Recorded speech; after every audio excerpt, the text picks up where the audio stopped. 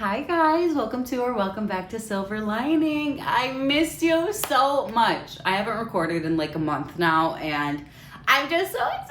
I'm so excited to get back on here, tell you why I've been gone, what's been going on, catch you up on the tea. All right, so basically your girl was depressed. I was, depressed. I was looking for a job. Okay, so basically I'm an interior designer. I buy, flip, and sell homes. But I took a break. I moved to the city.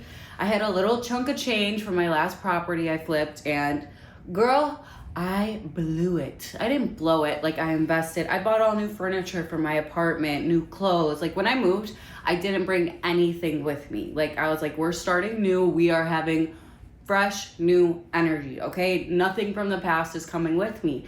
And although that was very freeing and liberating, it did come at a literal expense. So just that on top of getting adjusted here, having some fun and celebrating because I deserve to, I blew through, should I say how much?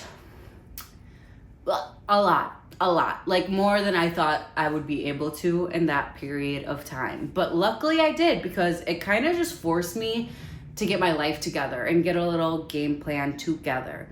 So I'm like, okay, I need to get a job. Like, I need some stability. I'm a big manifester. I believe that, if you put it out there, it's going to come to you, but I needed some stability. So I was applying to jobs, hundreds of jobs. And I feel like Indeed and fucking ZipRecruiter are scamming websites. Like, I had a bunch of very successful interviews and I'd get to the last round, they would hire me and they'd be like, okay, well, we're only gonna pay you $500 a week or $700 a week.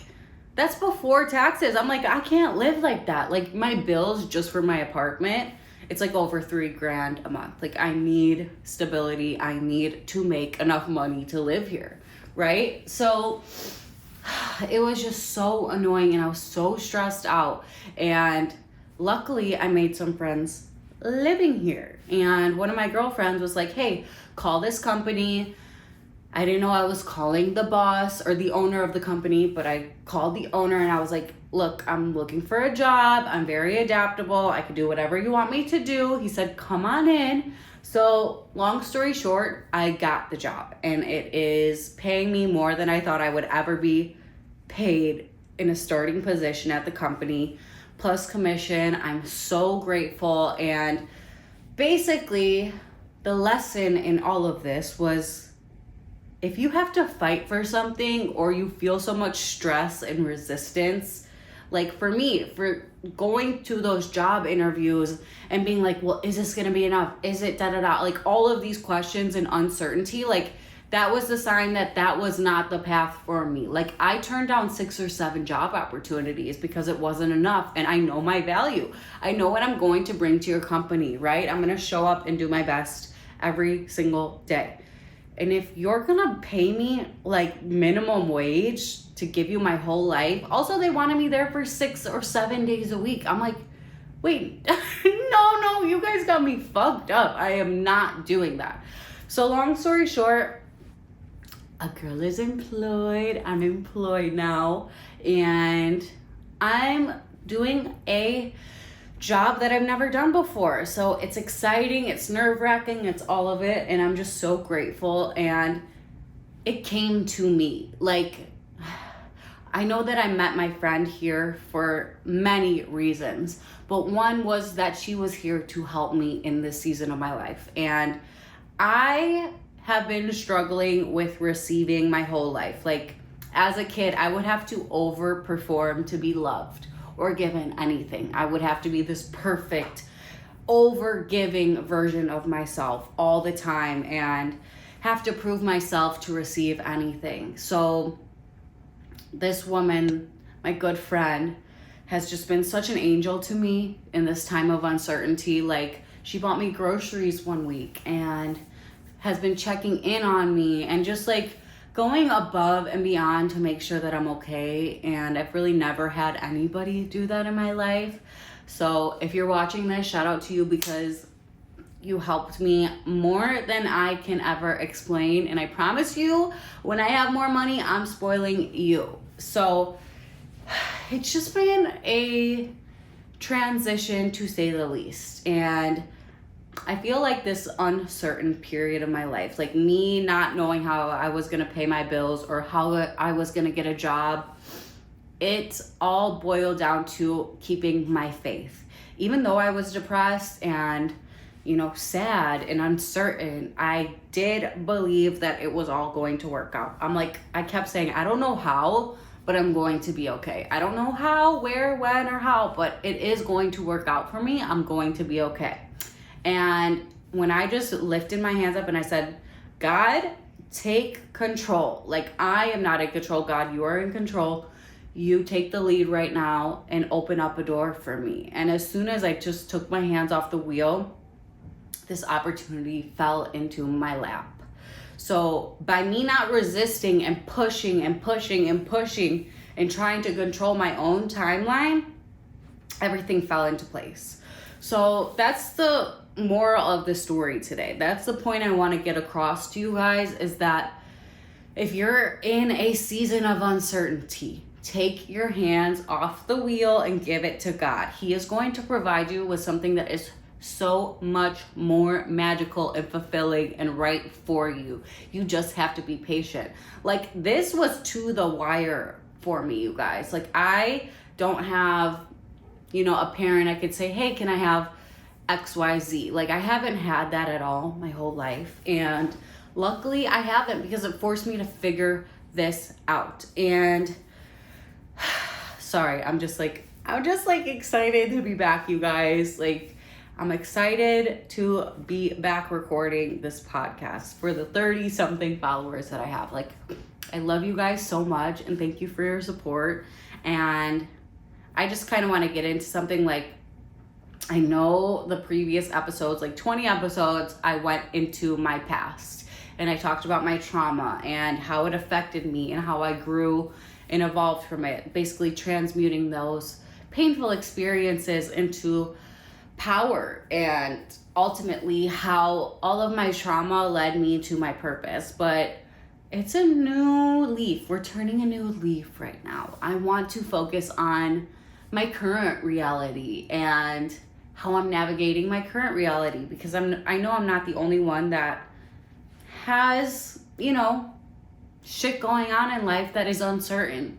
And although I'm very healed, there is still more that I have to work on. And I was like, what better way to show my growth by talking about my current reality and how I'm handling situations now that I wouldn't be able to handle in the past. Like, if I didn't have a job and I didn't have any money in my bank account before, I would have been freaking out, you guys. I would have thought it was the end of the world. And it's just been different this time around, because I've had financial hardship before. I really have. And I didn't handle it correctly. I didn't look at it as an opportunity to learn, grow, and evolve. Instead, I thought the world was crashing down around me. And that's just simply not the case. I feel like these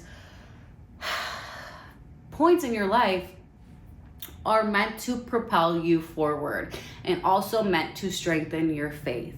Like, with God, all things are possible, right? And I knew that in my soul this time. This is the only time in my life where I've hit a rock bottom when it comes to my finances, but I had faith. I had faith in the universe. I have faith in God. I have faith in my angels that we are going to get through this and we're going to emerge even better and more successful. And it all works out. I'm telling you, it all works out. If you give God the time to allow it to work out, instead of trying to control every little thing, it's going to work out, and it's going to work out better than you could ever imagine.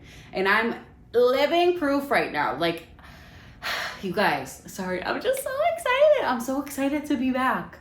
Like, as much as I love my job and I'm so grateful, like, this is my purpose right here, talking to you guys. It's like we're on a little FaceTime, and I'm just so grateful to be back. What else do I want to talk about today? Let's see. Oh, my ex hit me up on WhatsApp, okay? Not even my ex, like ex-situationship. We talked for like 3 years. I blocked him before I moved to Chicago, like 10 months ago. I'm like, you know what? This is not going anywhere. I'm not giving you an explanation.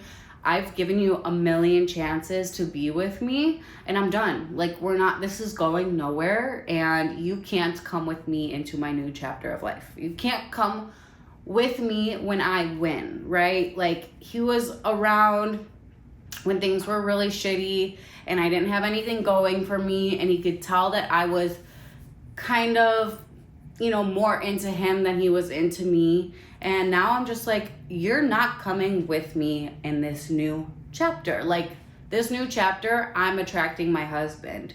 You are not husband material, okay? And I'm sure you watch this podcast, so hi, Pookie. You can't come with me into my winning season, okay? And not only did he hit me up on WhatsApp, he's reaching out to me on Instagram. It's like, can you take the hint that I don't want to talk to you, or I would have talked to you by now? And this is the thing with narcissists, right? I was just talking to my therapist about this yesterday.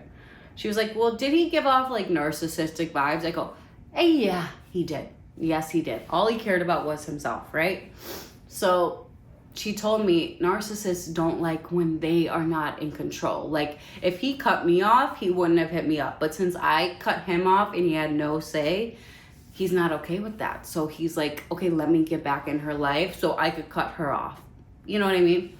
And it's just not happening. And I'm just so grateful that I'm at a point that it literally doesn't affect me at all. Like, it's kind of funny. Like, you know what I mean? Like, I would have prayed for this a long time ago for an ex to be reaching out to me on multiple social media platforms and finally respond. But it's like, you're getting nothing from me anymore.